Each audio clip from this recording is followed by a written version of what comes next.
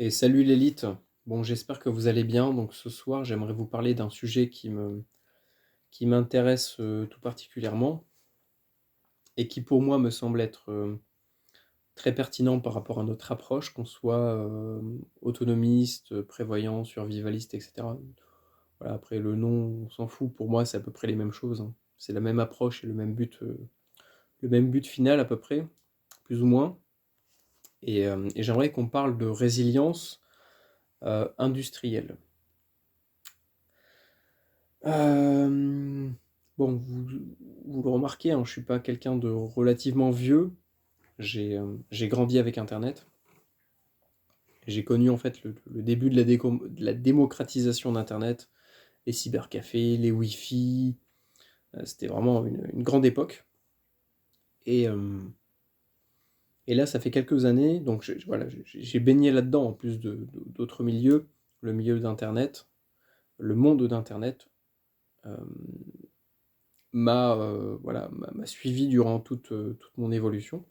J'ai grandi avec celle-là, avec celle-ci et là, ça fait quelques années qu'il y a un nouveau, on va dire, mouvement qui apparaît sur internet et c'est les imprimantes 3D et je pense que, par rapport à notre approche, ça devrait être l'un des premiers outils qu'on devrait avoir dans notre atelier, chez nous, dans notre BAD, parce que ça permet justement de fabriquer tout ce dont on a besoin. Mais pas que. Je trouve qu'il y a un gros souci dans ce milieu-là, c'est qu'il y a un business qui se crée autour du survivalisme. Déjà, ça fait quelques années, hein, déjà à l'époque, durant la guerre froide, il y avait eu un business de bunker, et ça continue, hein. D'ailleurs, le jeu Fallout s'en est carrément inspiré, mais parce que c'est des faits réels. Et ça continue. Aujourd'hui, il y a encore des sociétés spécialisées dans la vente de bunkers pour la fin du monde. Euh, mais là, durant ces dernières années, il y a un autre phénomène aussi qui est arrivé sur Internet, c'est comment on appelle ça, les influenceurs. Et ça ne touche pas que la nouvelle génération. Détrompez-vous, c'est juste que c'est un petit peu camouflé. Mais plein de gens qui se prétendent survivalistes ou je ne sais quoi, autonomistes, sont surtout là pour vous vendre des choses. Plus ou moins directement, c'est-à-dire que soit ils ont des choses physiques à vous vendre que eux ont conçu, fabriqué ou acheté pour le revendre, soit ils le font via un intermédiaire. Donc c'est ce qu'on appelle grossièrement maintenant du dropshipping, c'est-à-dire qu'on achète quelque chose de bas, un truc bas de gamme. Enfin même pas, on fait juste, en fait on sert juste d'intermédiaire entre l'acheteur et le grossiste vendeur. Et souvent, on dépose juste une marque dessus, une marque générique qui ne correspond à rien. Et on va le revendre 10, 20, 30 fois, 100 fois plus cher. Et donc ça, c'est quelque chose que je remarque assez régulièrement sur des chaînes YouTube, sur des sites, euh, ou même le principe du magazine survivaliste, je trouve que c'est une aberration. Parce que eux, ils sont là pour quoi? Ils sont pas là pour vous apporter de l'information. C'est le prétexte, ça. Mais au fond, ils sont juste là pour vous vendre des babioles, des choses qui sont censées être indispensables à la survie. Je sais pas moi, un couteau multifonction, une hache multifonction, une super lampe à 200 balles, une tente à 2000 euros, un véhicule à 20 000 euros, un bunker à 50 000 euros.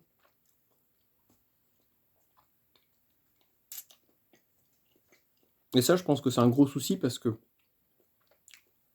ça, c'est des gens. Après, c'est normal. C'est des gens, ils flairent des opportunités, ils voient qu'il y a des filons à exploiter et ils exploitent. Et les gens ne captent rien, ne remarquent rien. Et je pense que l'imprimante 3D, la résilience par rapport à l'industrie et à la fabrication, c'est une manière de lutter contre ce genre de phénomène, contre ces magazines, contre ces gens-là, qui sont juste là pour se faire du fric au final. Ils sont pas là pour vous aider dans votre préparation, ils sont pas là pour vous apporter la solution, ils sont là pour vous faire croire qu'ils ont la solution, pour vous faire vendre une connerie, enfin, pour vous faire acheter une connerie. À l'époque, hein, durant la conquête de l'Amérique, alors je sais plus comment on appelait ça, il y avait un terme pour les gens qui vendaient des soi-disant remèdes miracles pour soigner certaines maladies. Bah, c'était pareil. Il y a un filon exploité, il y a une faiblesse chez une personne. La faiblesse, pour nous, ça va être la fin du monde, les zombies, je sais pas moi, l'immigration, la pollution, voilà, que des termes très forts sur lesquels ils vont jouer. C'est des cordes émotionnelles sur lesquelles ils vont tirer pour vous faire acheter quelque chose. Donc, la seule solution, c'est de fabriquer soi-même. De fabriquer soi-même, et même moi, par rapport à ma philosophie de vie, je suis anti-copyright, je suis anti-brevet, je suis anti toutes ces conneries. Je trouve ça absurde dans l'idée. C'est-à-dire que on fabrique, par exemple, à des millions d'exemplaires un objet comme ça, une manette de PlayStation. Donc ça, c'est un objet en plastoc que tout le monde peut avoir chez soi, que tout le monde peut acheter, que tout le monde peut posséder et utiliser, mais je suis sûr que le schéma de fabrication, les boutons, les lumières, tout ce que vous voulez, le pavé tactile, a un brevet. C'est illogique, c'est illogique, c'est un objet qui a été cloné des milliards de fois, qui a été cloné à partir d'un clone qui a déjà été cloné, mais on ne pourrait pas le cloner. C'est bizarre. C'est bizarre. C'est illogique. Tout comme mettre quelque chose sur Internet et ne pas vouloir que ça soit copié et réutilisé. Mais c'est le principe même d'Internet. Internet fonctionne que sur des copies. Dès que vous allez cliquer sur un lien Internet, que ça vous renvoie vers un site, eh bien, vous avez téléchargé une copie du site. Et ce site-là a été copié sur d'autres serveurs, qui lui-même a été copié. Donc vous êtes tout est fait de copies. Donc dire regarder un film gratuitement en le téléchargeant ou en streaming, c'est du vol? Bah non, concrètement non. Réutiliser une image sans les droits d'auteur, sans tout ce que vous voulez, c'est du vol? Non, bah non, c'est pas du vol concrètement. Du vol, c'est quand tu prends un objet et qu'il est plus là, que tu l'as pris, qu'il est censé être payant, mais que tu l'as pris gratuitement. En l'occurrence, sur Internet, c'est pas du vol, c'est de la copie. Mais vouloir mettre quelque chose sur un système basé sur la copie et ne pas vouloir qu'on le copie, c'est illogique. C'est comme, je sais pas moi, marcher sur un escalator qui monte, alors marcher, comment dire, monter sur un escalator qui descend et dire je comprends pas, j'arrive pas à aller en haut. Bah c'est logique.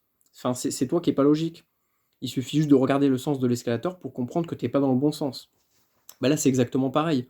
Mettre quelque chose sur Internet et râler que ça a été copié, bah faut pas le mettre sur Internet, tout simplement. Cloner des millions, des milliards de fois un objet et râler que des gens fassent des copies de cet objet-là et le revendent, c'est illogique.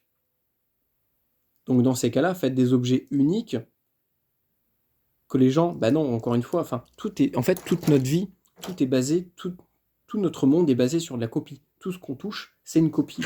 Ça, c'est une copie. Il y en a des milliards dans le monde. Tout est une copie. Mon habit, c'est une copie. Tout est une copie. Et on est nous-mêmes des copies des autres, plus ou moins, de nos parents, de nos grands-parents. Avec des modifications, certes. Il y en a des légères, mais tout est basé sur de la copie. Donc, copier, c'est bien. Le copyright, c'est mal. Les brevets, c'est mal. Il faut tout copier. Il faut tout refabriquer. Moi, c'est ma, on va dire peut-être je suis peut-être utopiste, mais j'imagine un monde où des petites communautés vont se former et vont fonctionner de manière autonome, et dans lesquelles on va pouvoir trouver un atelier dans lequel on va pouvoir fabriquer tout ce qu'on veut. C'est-à-dire que même un ordinateur, un téléphone, n'importe quoi, on en a besoin, et ben c'est pas compliqué. On télécharge les plans sur internet, on achète des comment dire, des platines qu'on va sérigraphier avec les circuits imprimés en cuivre dessus. On va souder les résistances, on va télécharger un système qui a déjà été copié des milliers de fois et qui est lui-même une copie d'une copie, et on va le réinjecter dans notre circuit imprimé qui va devenir un ordinateur ou un téléphone ou n'importe quoi. Donc moi je suis pour les contrefaçons, je suis pour la copie, je suis pour l'impression 3D, je suis contre tous les copyrights, tous les brevets, parce que je pense que la technologie devrait être accessible à tout le monde, pour tous et gratuitement. Et il n'y a que là qu'on pourra vraiment vivre dans un monde égalitaire, dans lequel les riches, les pauvres auront, comment dire, le même savoir, la même puissance, puisque en fait c'est juste une question de pouvoir, c'est-à-dire qu'aujourd'hui, c'est toutes les grosses sociétés qui détiennent le pouvoir par les copyrights, par l'industrie et par l'argent. Reprendre le contrôle de l'industrie, c'est reprendre le contrôle de tout. C'est reprendre le pouvoir. C'est être à égalité, ce n'est pas reprendre le pouvoir aux industries, mais c'est reprendre son propre pouvoir, notre propre pouvoir, de fabriquer, de copier librement, et d'être à égalité avec ces gens-là, avec ces industries-là. Voilà, c'était ça mon message. Donc je pense que là, l'une de mes prochains investissements, ça va être une imprimante 3D, puis on va fabriquer plein d'objets géniaux. Vous allez voir, ça va être génial. Et voilà, je vous réserve plein de surprises. Donc n'hésitez pas à me dire, vous, ce que vous en pensez, ou à quel niveau vous en êtes au niveau de votre autonomie, parce que être autonome en eau, c'est très bien. Ça fait des millions d'années qu'on boit de la flotte, on aura toujours besoin de boire de la flotte. Le bois, on sait le faire aussi, on sait travailler le bois, on sait travailler le fer. Mais combien d'entre vous savent fabriquer un circuit imprimé, savent copier un objet, savent fabriquer même des outils, parce que ça serait l'idée, ça d'avoir des outils, des machines qui vont nous permettre de fabriquer des machines qui vont nous permettre de fabriquer des machines. Vous voyez le délire? Il n'y a que comme ça qu'on pourra vraiment trouver une autonomie totale et qu'on pourra qu'on arrêtera de dépendre de ce système. C'est pas en stockant des boîtes de conserve, c'est pas en faisant juste de la permaculture, c'est pas en achetant des panneaux solaires qu'on va retrouver notre autonomie. C'est en les fabriquant. C'est en fabriquant nos objets, c'est en fabriquant nos véhicules, c'est en fabriquant tout de A à Z. Il n'y a que comme ça qu'on pourra être autonome, et pas autrement. Donc arrêtez de financer des gens qui sont juste là pour vous vendre des conneries, et apprenez à le fabriquer. Apprenez à fabriquer cet objet-là, apprenez à le réparer, et soyez réellement autonome. Et allez jusqu'au bout de votre démarche, et de vos idées. Allez, je vous dis à la prochaine. Salut.